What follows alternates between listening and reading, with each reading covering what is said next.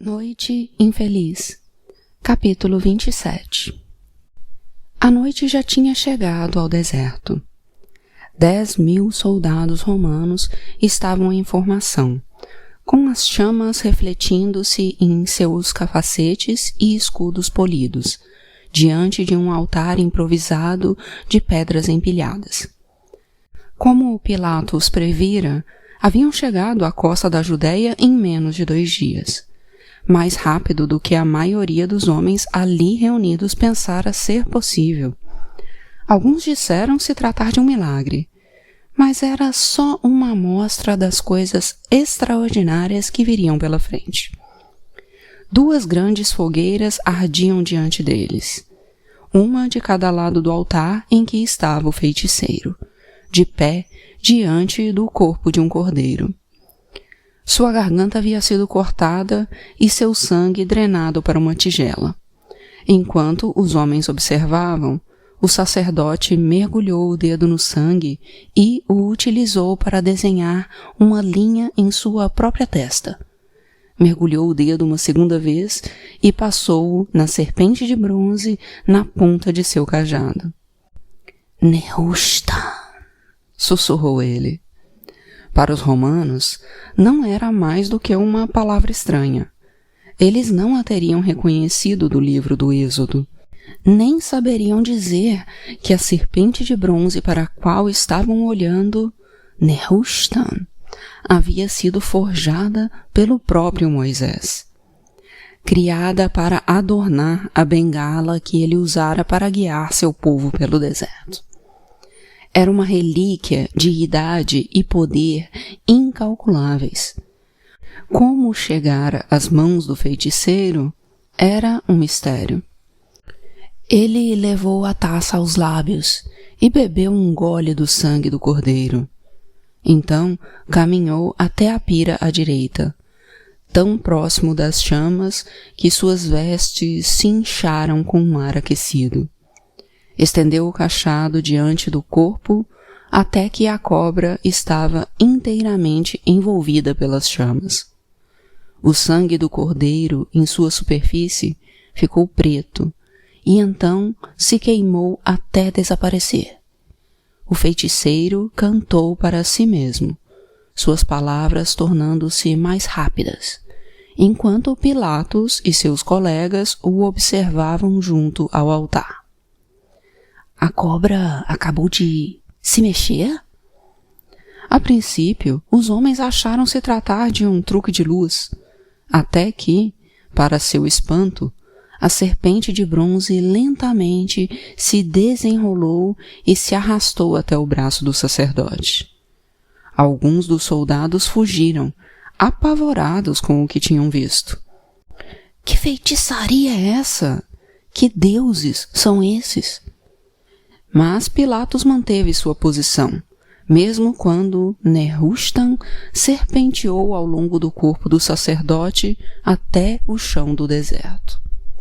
Não sabia como era possível, não tinha importância, só sabia que estava a um passo de seu prêmio.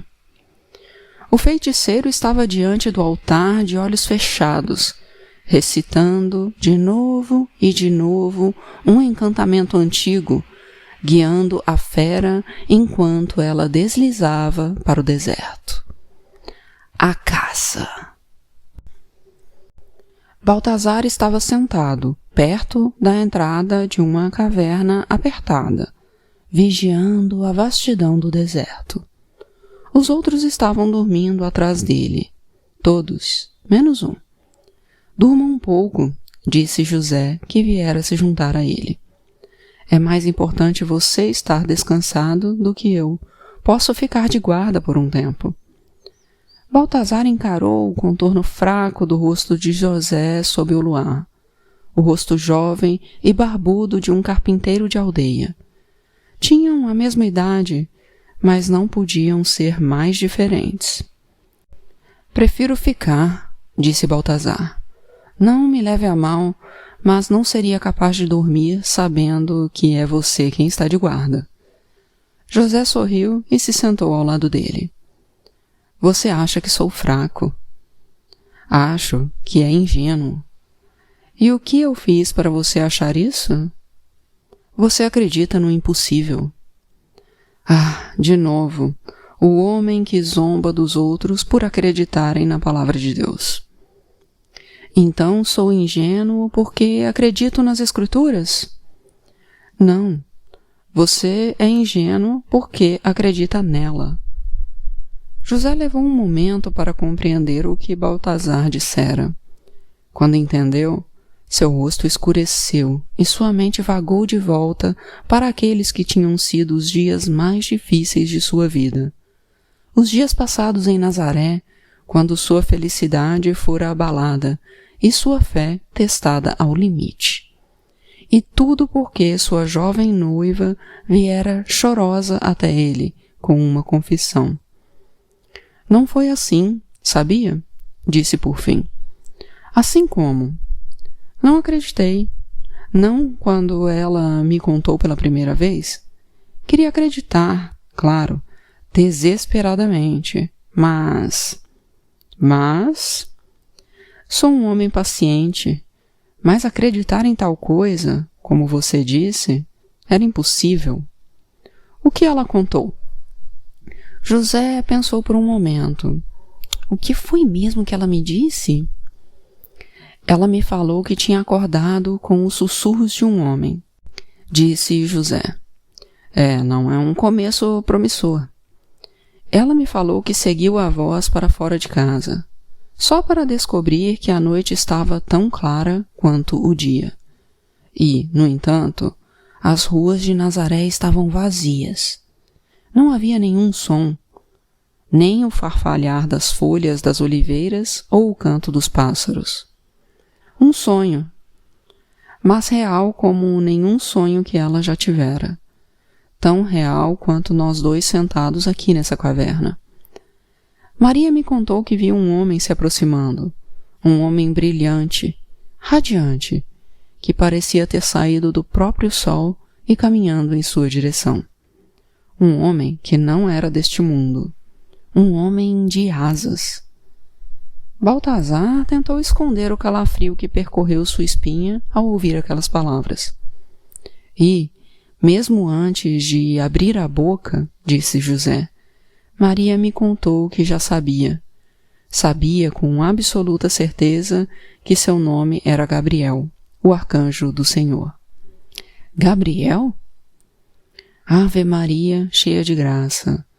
Ele disse a ela, O Senhor é convosco, bendita sois vós entre as mulheres. Eis que conceberás e darás à luz a um filho. Ele será grande e se chamará Filho do Altíssimo. Foi isso? Foi isso que ela te contou? Eu sabia que era mentira. Sabia. E pensei, não, isso é pior que uma mentira. Uma mentira pode ser perdoada. Isto é uma blasfêmia. Deus, nascido de uma mulher. E só vi duas possibilidades. Uma, que Maria tivesse conhecido outro homem, seja por escolha sua ou não, e inventado a história para explicar sua condição. Ou que, de repente, ela temesse a ideia de ser minha esposa e estivesse tentando me espantar. Mas eu pensei, se ela temia tanto assim, por que parecia tão feliz até agora? Não fazia sentido. As mulheres nunca fazem. Mas então eu percebi que havia uma terceira possibilidade, que Maria tivesse enlouquecido. Que ela realmente acreditasse no que me dizia. E que, quanto mais eu pensava nisso, mais sentia em meu coração que essa era a verdadeira resposta. Maria tinha contado a história com tanta convicção. Seu rosto não vacilara por um momento sequer. Seus olhos nunca mentiram, mesmo que seus lábios o fizessem.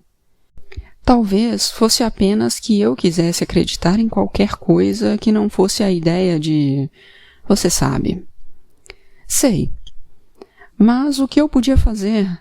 Sabia exatamente o que aconteceria se virasse as costas para ela. Tinha visto antes mulheres adúlteras sendo arrastadas para fora de suas casas e colocadas numa parede enquanto os homens recolhiam pedras. Tinha visto seus crânios rachados, os cérebros escorrendo, deixadas para morrer sozinhas. Embora me recusasse a acreditar em Maria, não podia condená-la à morte. Eu pensei, eu posso dizer a eles que eu era o pai. Mas admitir que havíamos estado juntos antes do casamento? Teríamos sido exilados do único lar que conhecíamos, expulsos pelas pessoas que amávamos. Então, você se casou com ela mesmo assim? Não, fiquei de luto pela vida que poderíamos ter tido. Estava tudo tão perfeito, sabe? Mas, no espaço de um maldito dia, meu futuro se reduziu a 3 possibilidades.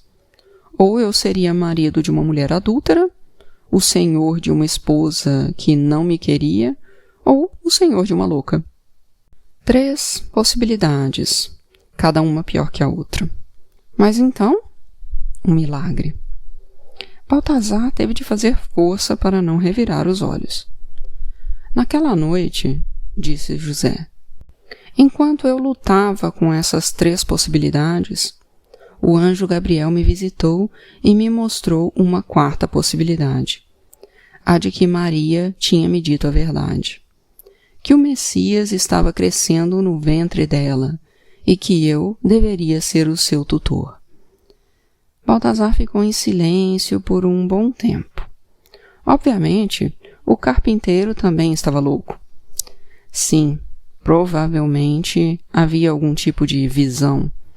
Um sonho muito vívido gerado pelo desespero. O desespero de acreditar em qualquer coisa que não a verdade dolorosa. Baltazar experimentara ele próprio algumas visões. Coisas que teria jurado que eram reais na época. Isso já havia acontecido quando menino, ao desenterrar corpos do outro lado do Orontes, e acontecer a ele durante sua cirurgia recente. A diferença era que ele tinha a capacidade de discernir sonhos da realidade. Visões aconteciam o tempo todo. Os sonhos surgiam totalmente formados, mas eram apenas isso, sonhos, nada mais. E o carpinteiro era ingênuo de pensar o contrário. Bem, disse José, avise-me se mudar de ideia quanto a dormir um pouco. Assim, José pediu licença e voltou para a caverna apertada, desaparecendo na escuridão. Baltazar flertou com a ideia de chamá-lo de volta, de mantê-lo por perto para que pudesse passar mais tempo zombando dele por sua estupidez. Mas que utilidade isso teria? Não, deixe o homem com seus delírios. Não valia a pena gastar energia com aquilo. Baltazar ficou sentado, sozinho, na entrada da caverna, vasculhando a escuridão com seus sentidos, olhando para as estrelas baixas das tochas distantes, ouvindo o rumor longínquo de cascos de cavalo e o tinir de armaduras. Mas não o deslizar de uma serpente de bronze que ganhara vida em um sombrio rito antigo. Se Baltazar tivesse, por acaso, voltado sua atenção para o chão do deserto, talvez tivesse visto Neshrutan deslizar por ele e então voltar para o deserto escuro com sua mensagem. Eu os encontrei.